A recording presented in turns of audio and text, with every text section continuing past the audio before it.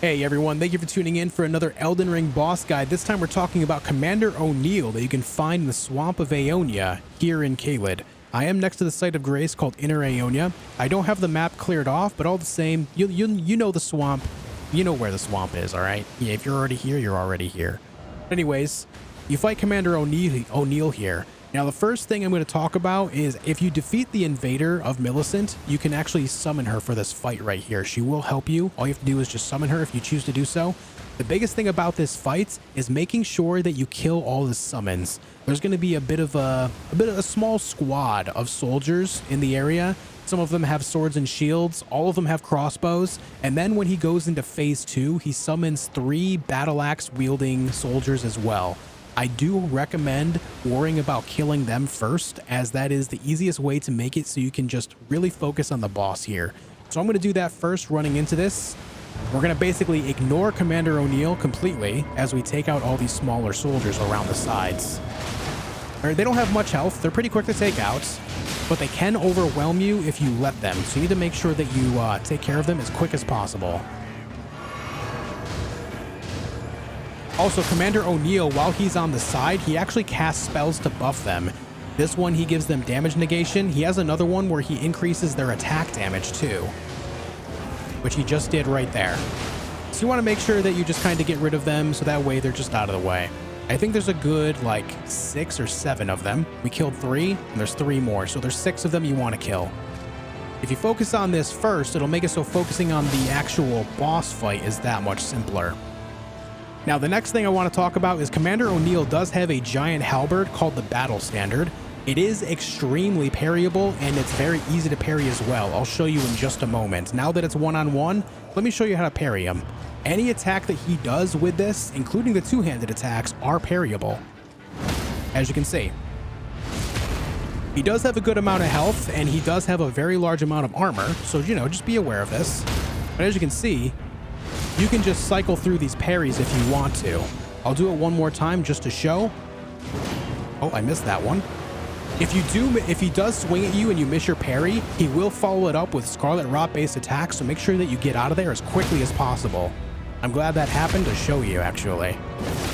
So there you go. He's very easy to parry, but I'm going to show you how to fight him with dodging, as that's what the majority of players are going to do. Now, as you can see, sometimes he loses his mind here and he does a big Scarlet Rot based attack and then kneels down. Basically, he has to recover for a moment, so you want to make sure that you can land a couple hits while he's down on one knee. With that said, let's get melee style on him. If you wait until he does that Scarlet Rot attack right there, he'll give you a moment to land a couple of pretty good attacks, and then you can back off, dodging him like crazy, and then when he's done with his combo, run in and do it again. And then back off, wait until he repeats the Scarlet Rot attack, run in, hit him again.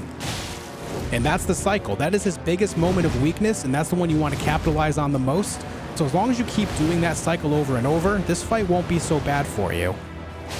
Again, he does have a good amount of health, so you want to make sure that you're playing it safe, you're not taking a lot of damage. It is a battle of endurance, but if you can get through it, then, you know, it's one less boss you have to worry about in the game. Now he's going to go phase 2, and he's going to summon these 3 other enemies, so let's let him do that. You want to make sure that you take them out as well, so that way they're not in the way of what you're doing here. I can't believe he didn't do it. Go phase 2, man. He won't go phase 2. Okay, let me just run away from him. He'll go phase 2 if I leave. Go phase 2. Go phase 2. What are you doing? Okay, he really wants it, I guess, guys. He really wants it. Look at this. Poke.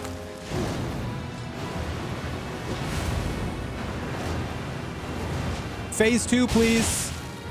There it is. So he'll wave his battle standard around and he'll summon 3 battle axe wielding enemies, and they will all rush you simultaneously. This is where the fight can get extremely overwhelming, so you want to make sure that you try to take them out as fast as possible. What I like to do is make sure they're all grouped up, and then I use my Ash of War on them, whatever my Ash of War may be, so that way it can hit as many of them as possible. Now, he will do the same buffs like he did on the previous guys. He'll buff up their attack and their defense. So just try to take them out as quickly as possible just to be done with them. That's when I did my first playthrough, that was the part of the fight that was the most trivializing to me. Now I'm going to show you the parries again. It's still the same idea here. Very easy to parry his attacks as they have a very large hitbox and they're very slow. So you can just keep repeating that if you want, but I'm going to go back to dodging him to show you the best moment of opportunity of attack again. You just want to stay just out of reach. When he slams it down, run in, attack, get out, and then he does the Scarlet Rod attack. He'll wave the battle standard around, smash it on the ground, you attack, you back off again. As long as you keep repeating that same cycle, Commander O'Neill will die in no time. I'm trying to make this guide the most simple so that way everyone can understand the best opportunity that you as a player will be able to take him out. And I think this is the best possible moment. He has a couple of big opportunities where he's not doing much, so you can just run in, hit him, back off again. And if you do have ranged attacks as well, if you're using like a bow or magic, because he has a very heavy set of armor, he actually does not dodge. So you can actually take him out very quickly with things like magic and arrows as well, if you choose to do so. It is a very big option for you in this fight. One of the very few enemies in the game that won't go out of their way to dodge these attacks. So you can definitely capitalize on that here against Commander O'Neill.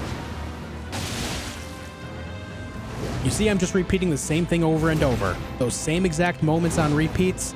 He's barely able to reach me. I'm doing all the damage in the world, playing it extremely safe, and he can't do a thing about it. He's just too slow. We're toying with him at this point. I got greedy. Don't do that. Don't do that. There we go. So as long as you just attack him at the right moments there, you'll be able to make quick work of him. You get the Commander Standard and you get the Unalloyed Gold Needle, which you need for Millicent's side quest, which is a pretty cool side quest, by the way. It's pretty great. I love the way it goes. Anyways, guys, I hope this video helps you. Thank you for tuning in for another Elden Ring boss guide, this time for Commander O'Neill. Thank you for liking, commenting, and subscribing, and I'll see you soon for more.